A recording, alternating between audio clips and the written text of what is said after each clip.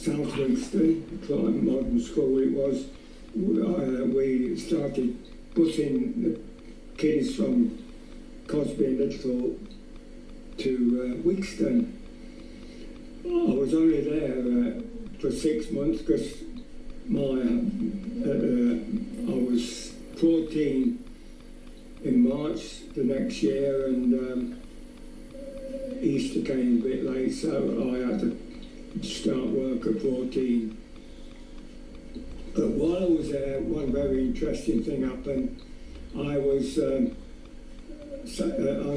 November the 11th, of the Lens Hour and all that sort of thing, for the end of the First World War. There was always 2 minutes silence. The whole nation used to stop, I remember, and it was more or less sacrament that you kept quiet and looked down and shut your eyes.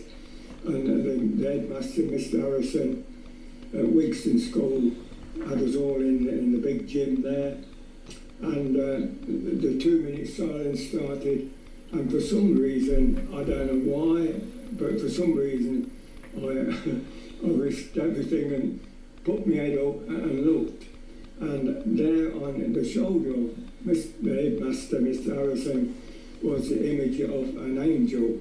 There's nobody any good asking me why, where or what, but I've thought after, it's looking at, thinking of all the lads what were there, mainly the lads I suppose, well all the girls as well, but all the lads what were there were age same as me, 12 and 13, and I'm afraid we didn't know what was coming, of course, but I'm afraid a lot of them lost their lives in the Second World War, which broke out in September. As I say, it's no good asking you, but I did actually see this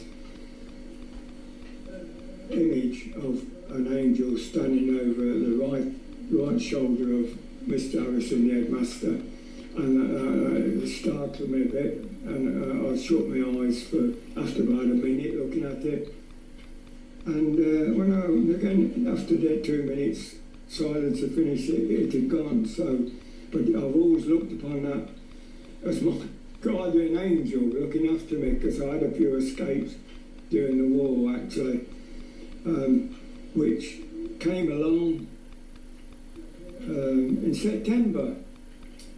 I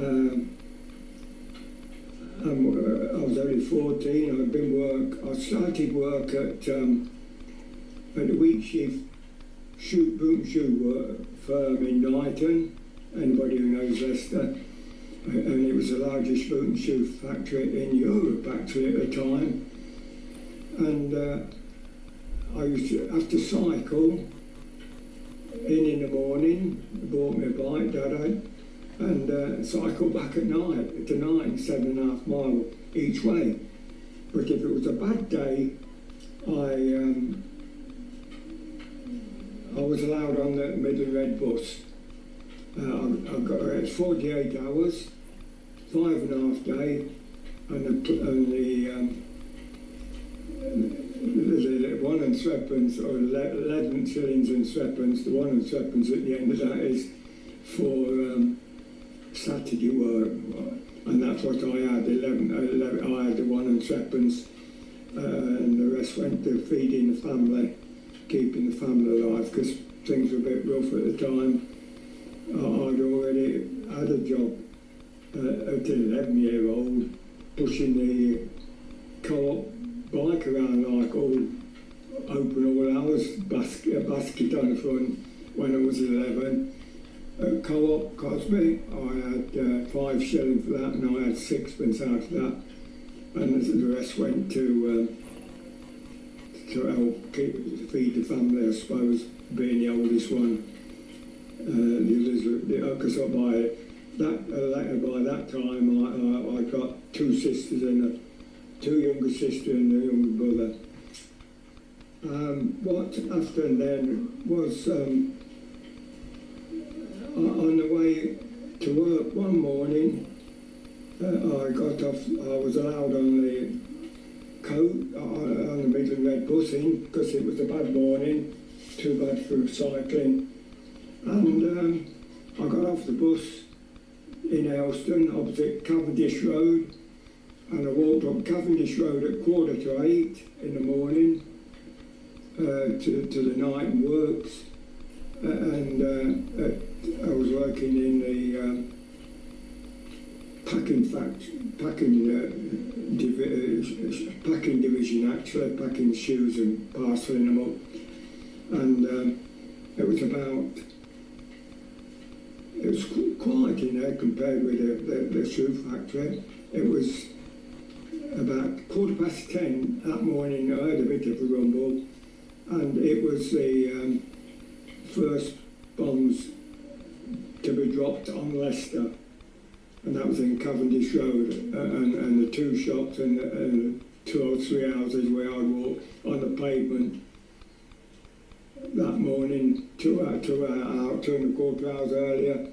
That's where it struck, and the ruins were all over where I'd walked that morning. Anyway, that was another escape, really. They all said the bomber was aiming for the gasworks, but because it was witnessed by an eyewitness in Elston, and he came in, and the way he came in, I think he was after the big factory, actually, because they did send reconnaissance planes out, the Germans. Anyway, survived that, and after that, I just settled down. I'll play football for the works team and things like that, because I was football mad. And then let's have a look. I've jotted a few notes down. Oh, then in September, of course, the Prime Minister declared war against Germany, along with France, and also declared a state of emergency so they could do exactly what they wanted with everybody in the country.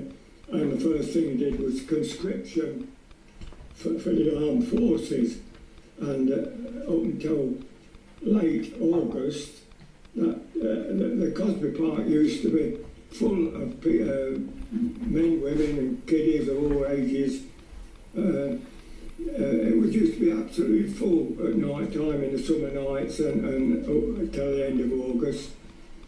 But then they were playing at tennis courts, football practice, cricket practice and everything else.